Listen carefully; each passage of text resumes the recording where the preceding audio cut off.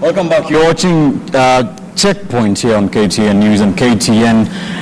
It's time for our Checkpoint discussion tonight. Our guests on the broadcast is the Bomet Governor Isaac Ruto. Mr. Governor, thank you for joining us tonight. Asante. All right.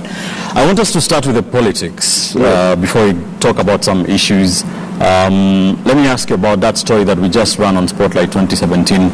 Accusations coming that the county governments, there is a possibility that they could use public money to finance the campaigns, and this has been directed at the governors for the most part. What is your take on this? That's just political propaganda. Nothing further from the truth, because counties spend money in a given manner. It's like the national government. There are clear programs. Like, for example, we must continue to fund healthcare. How can you tell us that by funding healthcare, we are funding political campaigns? You must continue to provide water. We must continue to pay for electricity. We must continue to do all other social activities that must be on. And they are all budgeted for. There is no budget called political campaigns. These are just stories that are being churned out by most of the time the fellows who want to seek elective seats in the county. Some of them want to be governors, they are senators, they are members of parliament. So they want to stop disbursement of funds, and that will create a very serious problem in the rural areas. Government must continue to spend daily. It's not just it's not a one-off expenditure. And it's not necessarily structured over 3 months. It's there are daily expenditures that if you are to shut down government, there would be massive, serious social repercussions. So you're assuring Kenyans there will be no reports after the elections of something that went on, money that was used to fund campaigns somewhere? No way. And there is no. It's a very difficult exercise. Money is paid through IFMIS. Therefore, how do we tell us that such a thing can happen? All right. Let's talk about the politics. First things first. A few days or weeks ago, you hosted the National Super Alliance in Bomet for their first joint political rally. I know you spoke about this, but there was a lot of speculation about whether you will join NASA. Will you join NASA, Mr. Governor? I would like to listen to all the aspirants for the presidential seat. Right now, NASA is yet to get a presidential candidate. So I treat them as all possible presidential candidates, and I hosted them in Bomet because the people of Bomet are voters in Kenya. And I would like to ensure that all aspirants for presidential seat are able to address the residents not just of Bomet but of the region, so that by the time we make a decision, we're making an informed decision. But I have no problem with NASA coming together and appoint one presidential candidate. Yes. So the people of Bomet, come the 8th of August 2017 this year, yes, they will be casting their ballots. They'll be choosing the MCA, Member of Parliament, 6 positions. Yes. I'm sure you would want them to vote for Chama cha Mashinani for MCA, Member of Parliament, and Governor. What would you want them to vote for the presidential? For the presidential, I would like them to vote for whoever will commit himself to protect devolution, to ensure that more funds are devolved, to ensure that the Constitution 2010 is not only respected but allowed to take root in a positive manner. We have had serious problems with the Jubilee government in their commitment to devolution, their commitment to the constitutional changes, their commitment even to democracy. They have continued to behave as if nothing changed after 2010. They would like to roll the history backwards, and that is my beef with Jubilee. But you were part of this for about 3 years, Mr. Governor. Yes, I was. Jubilee coalition was formed by URP and the TNA. I was in URP. Yes. They decided to kill URP. And remember, for the better part of the first 3 years, they were busy fighting governors. They even wanted me removed from my office as governor. And they went as far as removing 10 MCAs. They were only returned by a court of law, simply because the MCAs refused to go by the instructions from the URP head office. So you can see the sort of dictatorship that was meted on us. Right. And therefore, anybody wouldn't expect us to be very, very, very enthusiastic to embrace the same institution that has attempted several times to slow down the economic growth in the rural areas. What are some of the very key issues or problems, qualms that you have with Jubilee? For instance, one of the points we agreed on, and if you were to check even in the Jubilee manifesto, we had agreed on the devolution of 40% of the last audited results, audited accounts. But they keep on telling us they have given us 40% or 30% of 5 years ago. Just giving out blatant lies. They have gone on to reverse almost every gain that even the Kibaki government had allowed to happen. For instance, even the management of land has been rolled back to national government. Take, for instance, the refusal to continue with the police reforms. Take, for example, the refusal to continue with the reforms in the provincial administration. Look at all those issues. Look at the fact that they want to continue to harass devolution structures day in, day out. Look at the propaganda they are churning out, that they must stop expenditures in the rural areas. Look at the fact that the unemployment of the youth continue to be a very major problem for this country. We cannot continue in that direction. Unemployment is a very serious problem. There are so many youths having BComs, finance option, others with masters, and they are still driving either border borders, riding border borders, or they are matatu drivers, even in my own county. It's very ashamed. Unemployment amongst the youth is a very serious issue. Look at what's happening in the education sector. People are unable to pay school fees at the moment. In my area, it's not just hunger that is a national disaster. Payment of school fees is becoming a very serious problem, which is an indicator that poverty continues to wantonly to grow. So you're saying that the Jubilee did not stick to the plan that you had prior to 2013. But at what point did they divert? They diverted from day one. They refused to acknowledge that they were county governments. Look at what they did. They decided to create a ministry for devolution, something that is completely irrelevant. Look at what they are even trying to do with the Intergovernmental Relations Committee. They are now supposed to report to the Ministry of Devolution, an intergovernmental committee that is supposed to report to the summit. The summit has never functioned. The president keeps dilly-dallying over as to when we can have that summit to deliver it on national issues. And even after deliberating at the summit, nothing is ever implemented. Therefore, I see no seriousness on the part of Jubilee to change the structure of governance of this country, because there are supposed to be two levels of government. Right. And those two levels of government, exercise of sovereignty should be at those two levels as per the Constitution. All right. So I have a beef with Jubilee over their attitude towards devolution. While actually, if we could implement this Constitution, you would change the way people live down there. Take, for example, even roads. They are still busy doing rural roads. Yet the Constitution is very clear. There are only two types of roads: national trunk roads and county roads. So how can rural roads be national trunk roads? How do they read the Constitution? How does Jubilee read the Constitution? All right. They are simply unwilling, and they are not ready to do changes that were envisaged. All right. So this disagreement or this diverting from what you had agreed prior to the 2013 election led to you getting out of the party when URP was, and you created Chama Cha Mashinani. What exactly, Mr. Governor, is your plan with CCM? We intend, it has been rolled out as a party, like any other party in this country, but our focus is on saving Kenyans in rural areas, Kenyans in the countryside, because all development in Kenya is skewed against them. They don't receive proper attention.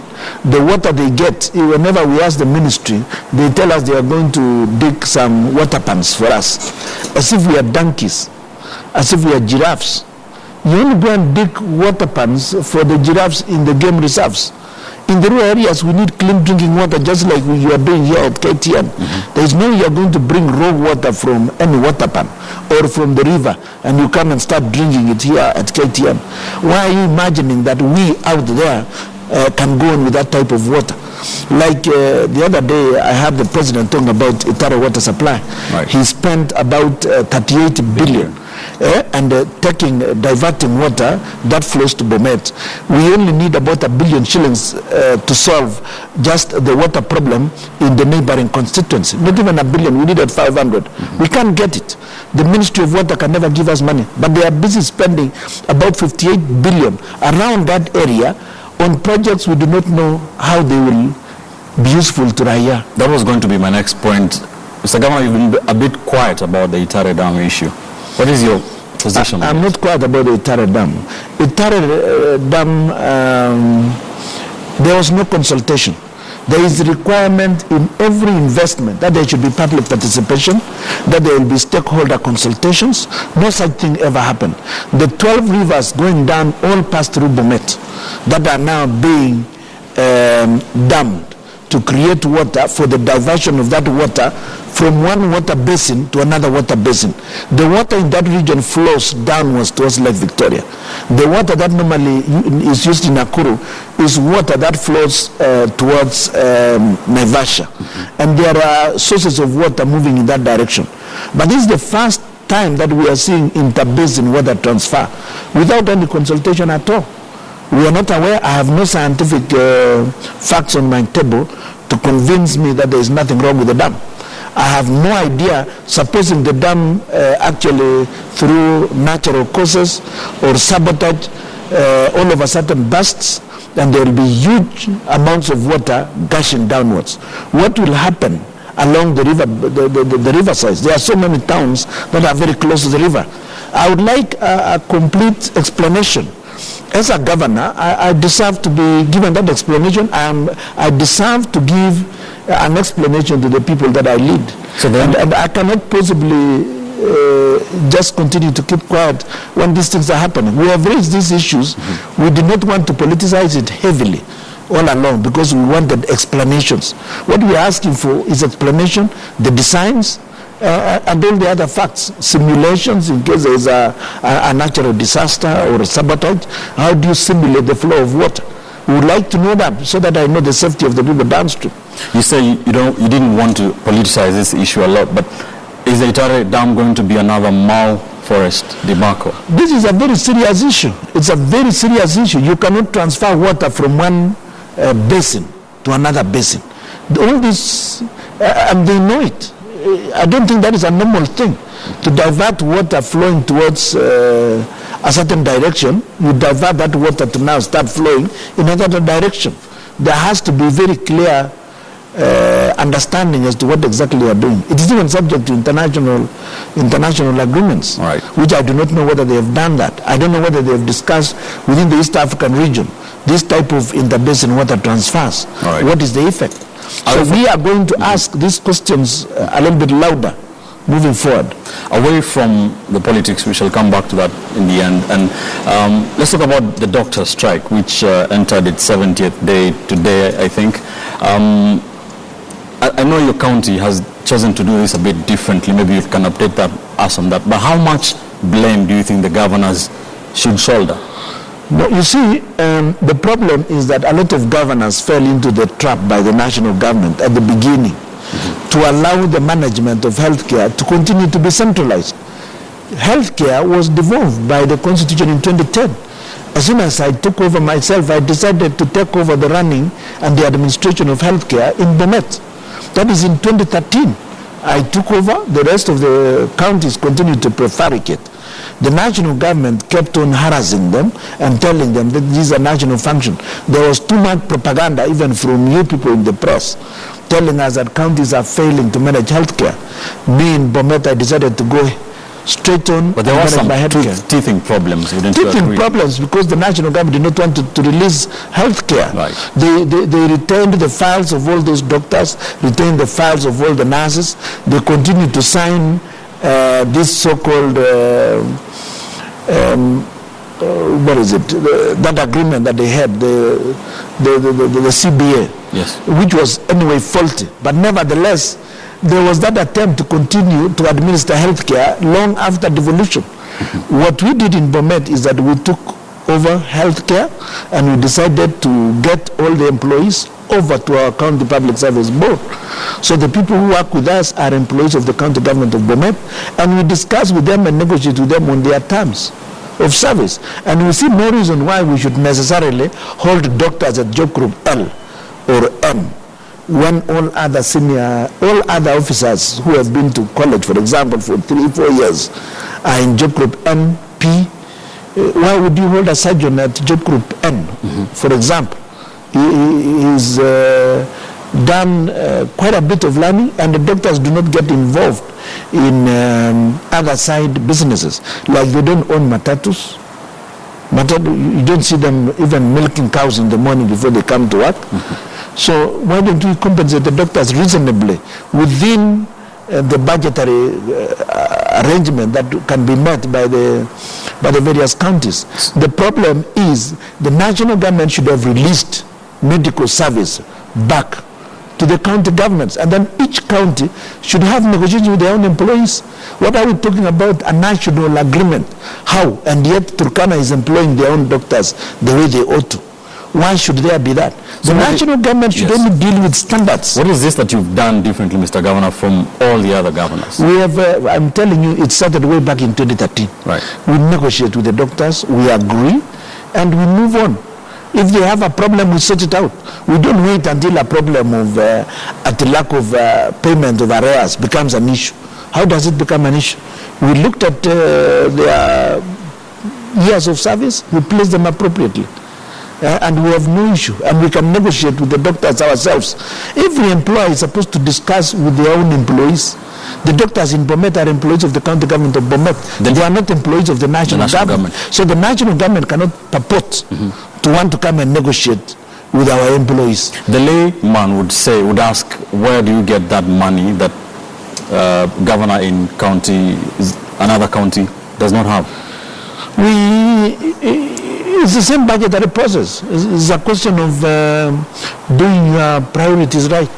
It's a question of, it's a budgetary process. And it is doable because you are planning. So you know how much you are going to spend in healthcare this year. So if you have to continue recruiting in healthcare, then you reduce employment in other areas so that you are able to meet the needs in the healthcare front. And right now, I want to tell you that our medical services are working, but now the challenge we're having in Bomet is that we are now spending almost 3 times our monthly expenditure on the purchase of both drugs and non-farm equipment, non-pharmaceuticals to support our medical services, because we are now treating patients all the way to Kiambu. Some are even from Embu, strangely. Right. So we are having all that influx. Would you say your doctors are happy? Will they be happier than the other doctors if the doctors get what they are looking for? We will. We have got to keep to the standards. All right. We will not allow our doctors to be less paid than those in Nairobi. No, than those in other parts of the countries. We agree on it's appropriate to have standards, and that is what the national government should have focused on, is on standards.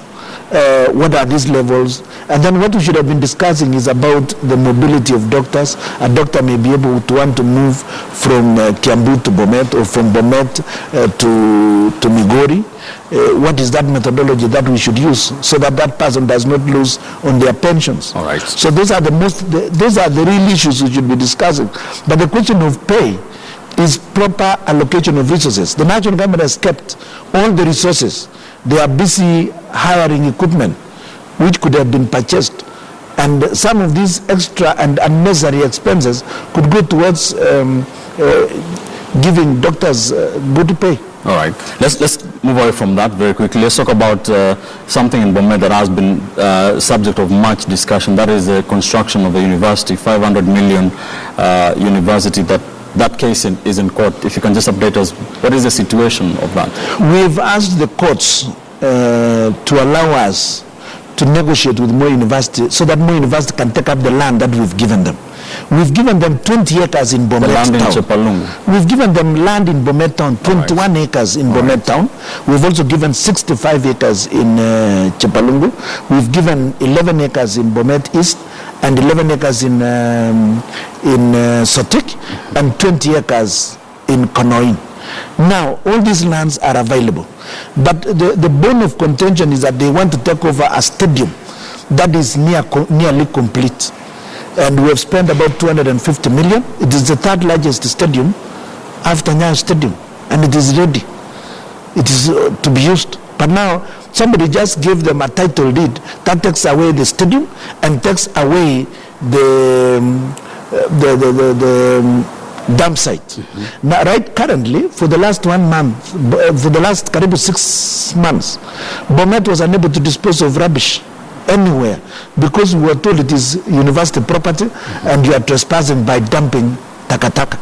And the deputy president had the audacity to come over and tell us, why are you preferring takataka to a university? It's very ridiculous. We've got takataka place in Dandora. Why don't you take over Dandora and use it and tell the county government of Nairobi that they should not prioritize takataka? All right. So we are saying with Moi University, we would like to negotiate. The problem is, I don't think there's any problem with the Moi University because they are the ones who identified even the plot in Sigor. Okay. It was Moi University, so it was not us. If this land is available, where is the disconnect? And if Moi University doesn't have a problem, where is the problem? The problem is with the politicians. The problem is with the Jubilee. The problem is that they just want to stop us from completing the stadium because they have failed to build other stadiums in the whole country which they promised 5 years ago. They are shocked that Bomet has been able to build a stadium of that with very little money. Remember, about 30 kilometers away at Kapkatet, they have spent about 500 million only building a perimeter wall. And we have spent 250 million and we have built a complete stadium. All right. So these are their own problems. They are not problems of Raya, they are not problems of Moi University, they are not problems of the county government of Bomet. We want the university yesterday. We are the ones who negotiated with Moi University for them to come. All right. It's only when the national government came in that the whole thing went haywire because they decided to politicize and create little things. Speaking of it, let's come back to politics a bit before I let you go, Mr. Governor. Much has been spoken about your political rivalry with the Deputy President, some even terming it as personal. Is it personal, Mr. Governor? It's not personal, but it is, I think it is the way we view issues and our political agenda together with our mindset. Because I would rather we focus more on improvement of the living standards of our people. Maybe he has got different ideas. They have got very grand and grandiose issues that are completely unrelated to economic growth in the rural areas and putting money in the people's pockets. For example, they should be able to pay their fees. They should be able to buy their own clothes. There are priorities in rural Kenya. And I'm more rural in approach, but I understand the national economic situation. All right. And I have been in government for the last 20 years and pretty senior positions. I've been a cabinet minister in 2 ministries. I've been assistant minister in another 2 ministries. And I've been around since 97 in government positions and also parliament. Therefore, it's not out of ignorance that I talk. I understand the way cabinet functions. Okay. I understand budgeting for the whole country. I have no issues with that. I understand the legislative issues. Right. Some have said that you are hell-bent on hiving off the South Reef from Deputy President William Ruto's. No, I have supported him for over 10 years, and I have no reason to disagree with him. If only they had agreed to devolve reasonably. If only they had agreed to involve people. They stopped consulting, and they now make administrative fiat from Nairobi. This country is back to presidential system, which I oppose. Right. I believe a parliamentary system of government is more likely to be more consultative and accommodative than the current situation where only 2 people run the country and they only have a cohort of about 25 sycophants around them as cabinet secretaries who have no idea what the people of Kenya feel like. They have never been voted for. They have no interactive processes with the people of Kenya. And I don't think that is the right way to move to get Kenya to go to the next stage. What kind of impact do you think Chama cha Mashinani will have in 4 or 5 months' time in the elections? It will replace URP. Wherever URP was, Chama cha Mashinani will replace URP. What are you basing this on? The Nyongores ward? Not just the Nyongores ward. Just watch this space. You will see a lot of political activities in the next few months rolling down towards the next elections. You will be seeing a lot of people moving over to Chama cha Mashinani, and you will see the results on. And check, even today we had massive rallies. Wherever we go, there is massive enthusiasm by the public. And our agenda is very clear. Our agenda is that which will help the whole country to grow uniformly, not just the continuous and the previous situation in which we only look at the growth indices on the amount of cement being purchased to show that there is development in Kenya because of growth in the real estate. Right. Which has nothing to do with farming, has nothing to do with food on the table. Right. It is only about some strange statistics up here. Some of your rivals had an issue with the way your party was doing your recruitment. How many people have you recruited? Currently, right now, we are approaching 130,000 members in Bomet. You know, the beef they had was that Jubilee attempted to recruit, and there was no one turning up. And everybody was turning up to register for Chama cha Mashinani. That is what they accuse you of taking away people's identification. ID cards are required by the political party's registrar. If people are moving from one party to another party, you must have a photocopy of the ID and a resignation form. Right. So the IDs were being used to photocopy. For photocopy purposes, as per requirement of the political party's registrar's instructions. It has nothing to do with any other issue. It's not confiscating ID cards. No. All right. You have been a champion of devolution the last 4 years or so. What would you say your legacy is going to this election? I'm continuing, but my legacy in the last 4 years has been to champion devolution, because I believe I was part of the constitutional review process throughout. Remember when we disagreed even with the Kibaki team in Bomas. We formed Katiba Watch with a number of political leaders. We formed Katiba Watch, and we pushed for acceptance of the views of Wanjiku. This is supposed to be a Wanjiku constitution. I think I'll stay with my legacy fighting for Wanjiku. All right. Final question. You say you're continuing. Going into this election, the Bomet gubernatorial battle, which Jubilee aspirant, gubernatorial aspirant, would give you sleepless nights? Is it Julius Kones or Joyce Lobos? None of them. None of them. In fact, I'll be busy campaigning for Chama cha Mashinani elsewhere, not in Bomet. Right. Yes. Thank you, I have no issues with those ones. Thank you. Asante. Bomet's Governor Isaac Ruto just speaking to us about a myriad of issues, Bomet's national issues.